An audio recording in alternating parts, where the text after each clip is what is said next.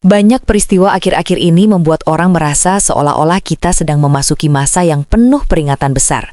Salah satu tanda yang sering dibicarakan adalah meningkatnya kelaparan di berbagai belahan dunia. Di sisi lain, para ahli juga memperkirakan bahwa kondisi cuaca akan terus memburuk, terutama menjelang hari Jumat.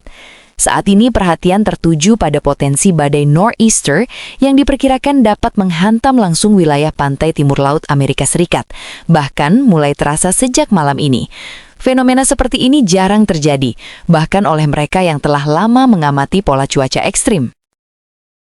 Belum pernah sebelumnya Amerika Serikat menghadapi begitu banyak tanda yang mengkhawatirkan secara bersamaan. Apa yang awalnya tampak sebagai badai musim dingin biasa, kini berkembang menjadi sesuatu yang jauh lebih serius dan mengganggu. Badai musim dingin Fern terus menguat, menimbun kota-kota dengan salju dalam jumlah yang memecahkan rekor, serta melumpuhkan aktivitas di berbagai wilayah akibat suhu dingin yang ekstrim dan berbahaya. Namun, ancaman tidak hanya datang dari langit. Di beberapa daerah yang selama ini dianggap stabil, muncul fenomena aneh. Sungai-sungai tiba-tiba berubah warna menjadi merah, seperti darah.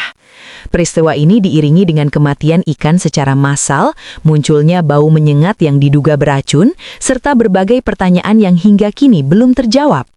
Kondisi ini menambah kekhawatiran masyarakat yang sudah lebih dulu dilanda cuaca ekstrim. Di saat yang sama, ketika badai masih berlangsung di atas permukaan, tanah di bawahnya pun mulai menunjukkan aktivitas yang tidak biasa. Serangkaian gempa bumi dilaporkan terjadi di wilayah-wilayah yang tertutup salju, mengguncang bangunan yang sudah rapuh akibat tekanan es dan suhu dingin. Rumah-rumah retak, jaringan listrik mengalami beban berlebih, dan infrastruktur penting mulai menunjukkan tanda-tanda kerusakan serius. Peringatan darurat pun terus dikeluarkan, silih berganti tanpa jeda. Langit, daratan, dan perairan seolah bereaksi secara bersamaan, menciptakan rangkaian kejadian yang tidak bisa lagi dianggap sebagai kebetulan semata. Ini bukan lagi insiden terpisah, melainkan pola yang mulai disadari oleh banyak orang sebagai sebuah peringatan akan sesuatu yang lebih besar. Pertanyaannya kini bukan sekadar apa yang sedang terjadi, tetapi seberapa siap kita menghadapi kemungkinan yang akan datang berikutnya. Dalam beberapa hari terakhir, Amerika Serikat memang tengah dilanda gelombang cuaca ekstrim yang jarang terjadi dan sangat mengkhawatirkan. Badai musim dingin Fern tidak hanya meluas, tetapi juga meningkat dalam intensitasnya, berubah menjadi sistem cuaca berkepanjangan yang berdampak luas. Lebih dari 180 juta orang dilaporkan berada dalam zona terdampak langsung, menghadapi hujan salju lebat, lapisan es yang meluas, serta penurunan suhu yang drastis. Semua ini telah mengganggu kehidupan sehari-hari jutaan keluarga, menimbulkan tantangan besar yang belum tentu dapat segera diatasi. Di banyak wilayah, curah salju telah mencapai tingkat yang memecahkan rekor, jauh melebihi rata-rata musiman jangka panjang. Di New York, pemandangan yang terjadi sangat meresahkan. Jalan-jalan terkubur salju, tertutup salju tebal. Sistem transportasi hampir lumpuh, dan Sungai Hudson, salah satu landmark paling ikonik di kota ini, telah membeku di sebagian besar wilayahnya. Hamparan es besar yang melayang tanpa suara di sepanjang sungai menjadi pengingat yang mengerikan bahwa alam sepenuhnya memegang kendali. New York tidak sendirian. Di seluruh negara bagian utara dan Midwest, masyarakat dihantam badai salju yang parah, angin kencang dan suhu yang sangat rendah. Banyak atap, gudang, dan bangunan runtuh karena beban salju yang menumpuk, menyebabkan kerusakan properti yang signifikan dan membahayakan nyawa. Jalan raya utama telah ditutup dan ribuan penerbangan telah ditunda atau dibatalkan, membuat banyak pelancong terdampar dalam cuaca dingin yang menusuk tulang. Yang sangat mengkhawatirkan adalah bencana musim dingin ini tidak terjadi secara terisolasi, tetapi saling tumpang tindih. Sebelum satu badai salju sempat meredah, gelombang udara Arktik lainnya datang. Sementara penduduk masih membersihkan salju dari rumah mereka, angin dingin mulai bertiup kencang lagi. Musim dingin ini memberi orang sedikit waktu untuk pulih, beradaptasi atau mempersiapkan diri. Badan Perakiraan Cuaca terus mengeluarkan peringatan mendesak, menekankan bahaya mematikan dari angin dingin ekstrim. Suhu yang dirasakan seringkali jauh lebih rendah daripada suhu sebenarnya, menyebabkan tubuh manusia kehilangan panas dengan cepat dan berbahaya. Hanya beberapa menit terpapar di luar ruangan dapat menyebabkan radang dingin, kerusakan jaringan, atau hipotermia parah, terutama bagi lansia dan anak-anak kecil. Sementara itu, banyak orang Amerika mengajukan pertanyaan yang sama. Kapan kondisi akan membaik? Para ahli meteorologi memperingatkan bahwa ini mungkin bukan akhir. Model perakiraan menunjukkan bahwa pola musim dingin yang keras ini dapat berlanjut dengan badai tambahan yang terus terbentuk. Di tengah salju dan suhu beku, orang-orang mulai menyadari kerapuhan mereka sendiri. Hal-hal yang dulunya dianggap biasa, listrik, pemanas, transportasi dan keselamatan tiba-tiba menjadi tidak pasti.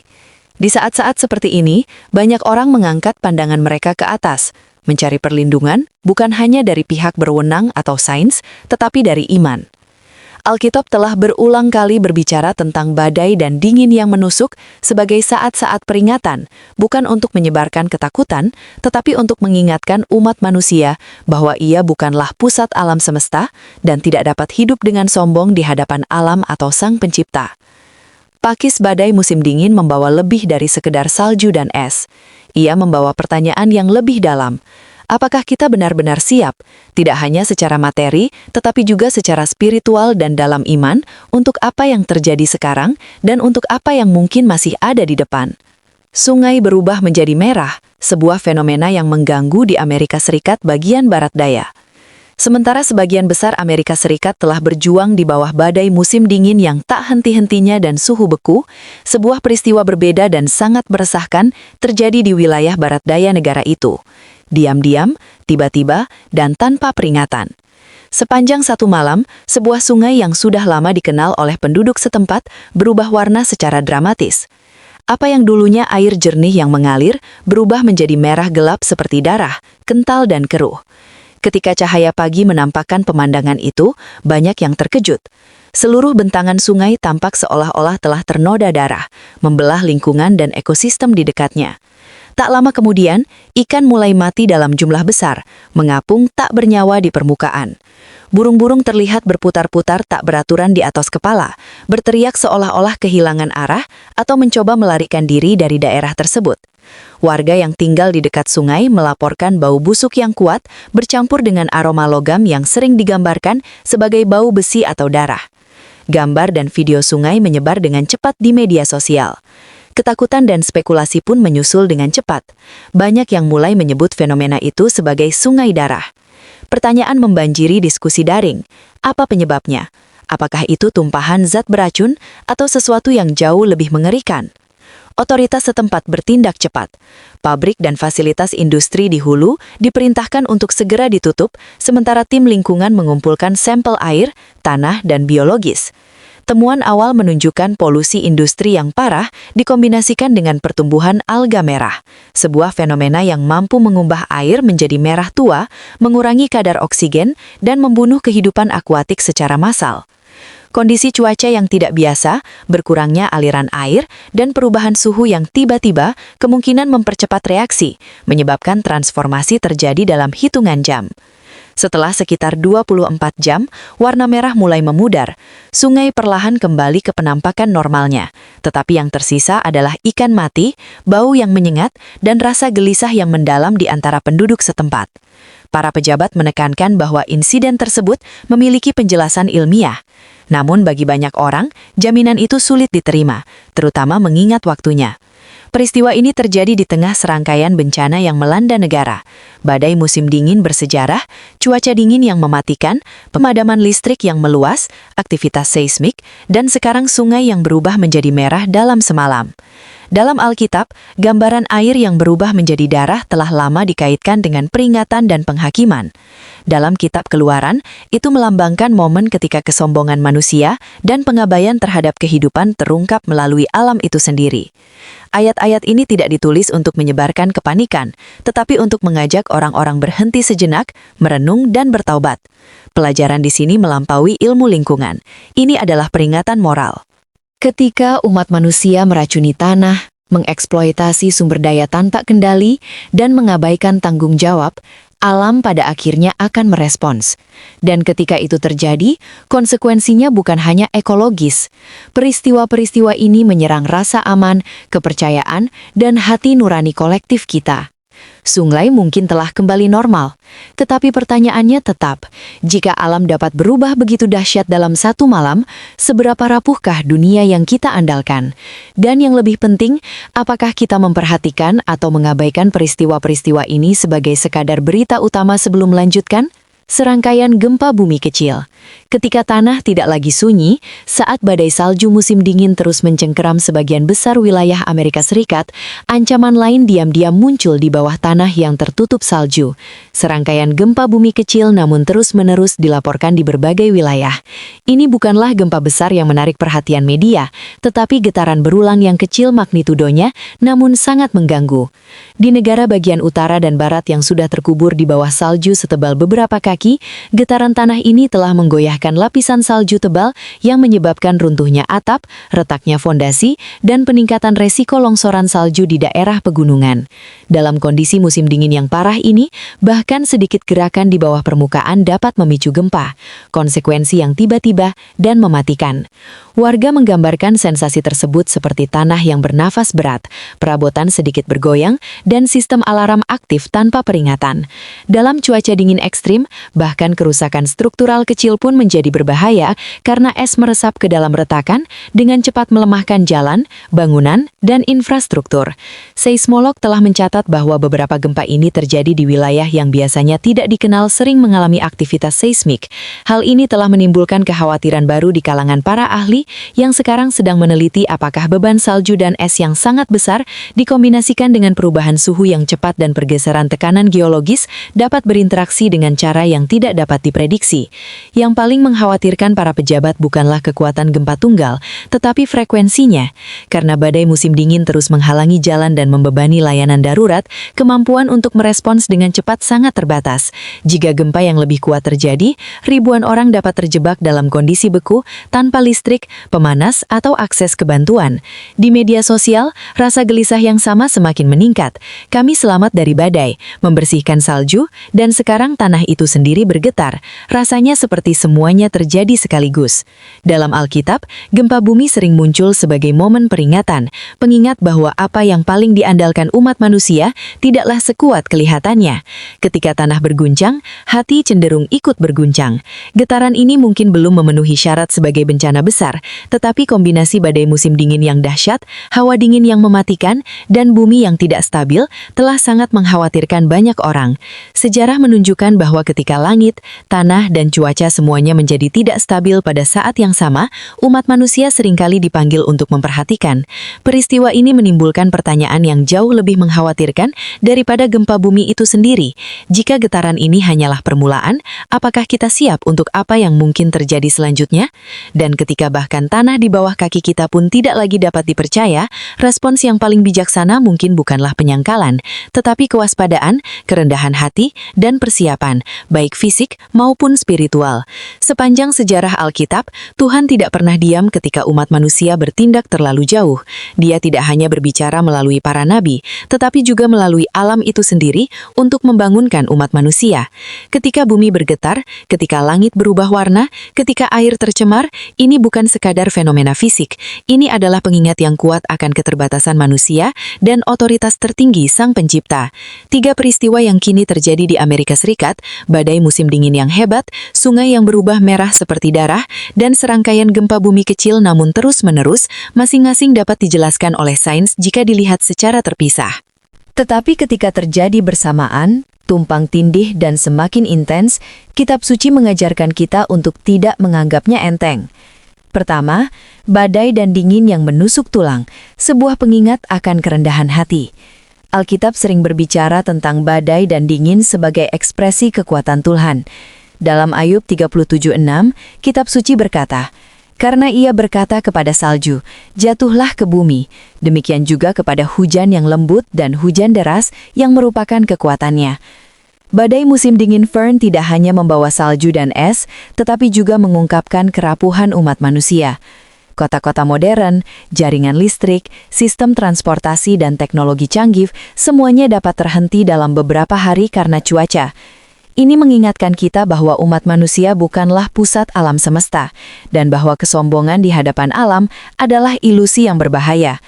Amsal 16:18 memperingatkan kita, kesombongan mendahului kehancuran, dan roh yang jahat mendahului kejatuhan.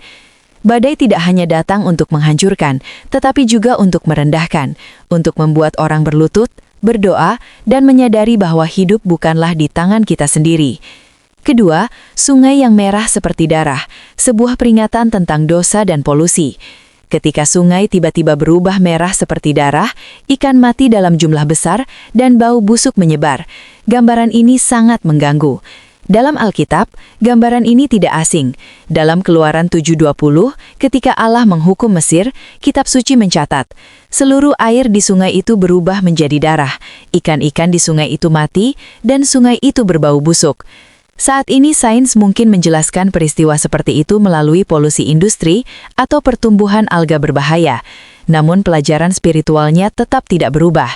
Ketika umat manusia menghancurkan lingkungan, membuang sampah tanpa terkendali, dan menempatkan keuntungan di atas kehidupan itu sendiri, bahkan air, simbol kehidupan, menjadi tercemar. Hosea 4:13 memperingatkan, tidak ada kesetiaan, tidak ada kasih, tidak ada pengakuan akan Allah di negeri ini. Karena itu, negeri ini berduka, dan semua yang tinggal di dalamnya binasa. Binatang-binatang di padang, burung-burung di langit, dan bahkan ikan-ikan di laut pun lenyap. Sungai Merah bukan hanya fenomena yang menakutkan, itu adalah cermin yang mencerminkan dosa umat manusia terhadap ciptaan Tuhan. Ketika manusia tidak lagi menghormati apa yang telah Tuhan ciptakan, ciptaan itu sendiri mulai mengerang. 3 gempa bumi berulang, bumi berbicara. Alkitab mengajarkan bahwa ketika manusia berpaling dari Tuhan, bahkan bumi pun tidak lagi tenang. Ibrani 12:26 menyatakan, sekali lagi aku akan mengguncang, bukan hanya bumi, tetapi juga langit. Tanpa serangkaian gempa bumi kecil yang terus-menerus, terutama bersamaan dengan badai dan bencana alam, menciptakan rasa gelisah yang mendalam, seolah-olah tanah itu sendiri tidak stabil.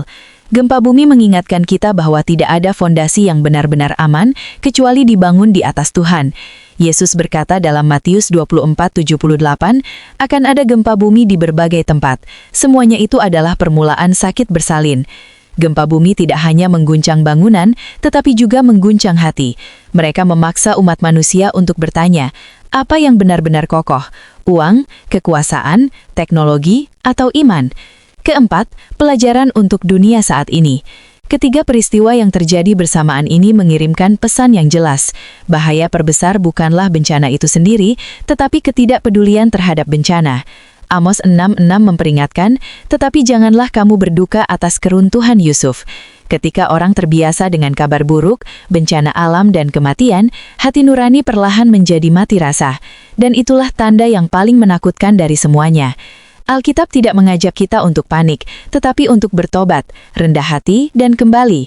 Dalam 2 Tawarikh 7:14, Allah berjanji, jika umatku merendahkan diri dan berdoa, dan mencari wajahku, dan berbalik dari jalan-jalan mereka yang jahat, maka aku akan mendengar dari surga, mengampuni dosa mereka, dan menyembuhkan tanah mereka. Kelima, seruan terakhir. Apa yang terjadi bukanlah untuk menyebarkan ketakutan, tetapi untuk membangkitkan iman yang tertidur, untuk membangkitkan tanggung jawab terhadap ciptaan, untuk membangkitkan hati nurani manusia sebelum terlambat. Ketika badai mengamuk, ketika air berubah warna, ketika bumi berguncang, Tuhan tetap memanggil. Bukan hanya melalui kehancuran, tetapi melalui belas kasihan, menawarkan kesempatan kepada umat manusia untuk berbalik. Pertanyaannya bukan lagi bagaimana alam berubah. Pertanyaannya adalah, apakah kita masih mendengarkan? Namun, kitab suci hal ini mengingatkan kita bahwa peringatan selalu disertai dengan belas kasihan. Bahkan di saat-saat ketika penghakiman tampak dekat, keinginan Tuhan bukanlah kehancuran, melainkan pertobatan dan pemulihan. Tujuan tanda-tanda bukanlah untuk menakut-nakuti umat manusia hingga putus asa, tetapi untuk memanggil hati kembali sebelum pintu tertutup. Dalam sebuah nubuat pada tahun 1823, Tuhan menyatakan, apakah aku senang dengan kematian orang fasik? Bukankah aku lebih senang jika mereka berbalik dari jalan mereka dan hidup? Badai, air yang tercemar dan tanah yang bergetar bukanlah bukti bahwa Tuhan telah meninggalkan dunia. Itu adalah bukti bahwa Dia masih berbicara. Keheningan akan jauh lebih menakutkan.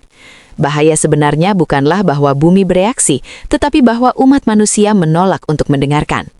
Alkitab mengajarkan bahwa ciptaan itu sendiri dipengaruhi oleh dosa manusia. Roma 8:22 mengatakan, sebab kita tahu bahwa seluruh ciptaan telah mengerang bersama-sama seperti dalam kesakitan melahirkan. Ciptaan mengerang karena tidak pernah dimaksudkan untuk disalahgunakan, diracuni, atau dieksploitasi tanpa konsekuensi. Ketika sungai-sungai tercemar, ketika tanah dirusak dan dilukai, ketika keseimbangan alam terganggu, hasilnya bukanlah kekacauan acak, itu adalah sebuah respons.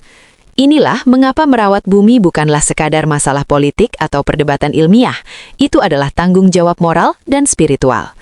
Melindungi ciptaan berarti menghormati Sang Pencipta. Mengabaikan kerusakan yang kita sebabkan berarti ikut serta dalam penderitaan dunia yang dipercayakan Tuhan kepada umat manusia. Pada saat yang sama, Kitab Suci menyerukan setiap individu untuk memeriksa hati mereka sendiri. Mazmur 24:44 memperingatkan, karena itu bersiaplah juga kamu, sebab anak manusia akan datang pada saat yang tidak kamu duga. Kesiapan bukanlah tentang rasa takut, ini tentang kerendahan hati, pertobatan, doa, dan hidup dengan kesadaran bahwa hidup itu rapuh dan waktu itu berharga. Jika peristiwa-peristiwa ini menyebabkan kegelisahan, ketidaknyamanan itu mungkin sedang melakukan pekerjaan suci. Itu mungkin pengingat yang membangun hati nurani yang tertidur, karena ketika peringatan diabaikan, peringatan itu akan semakin keras. Tetapi ketika hati berbalik, belas kasihan tetap sedia. Pertanyaannya bukanlah apa yang akan dilakukan bumi selanjutnya, tetapi apa yang akan dipilih umat manusia untuk dilakukan. Terima kasih telah menonton. Subscribe channel Lintas Layar untuk mendapatkan update informasi terbaru.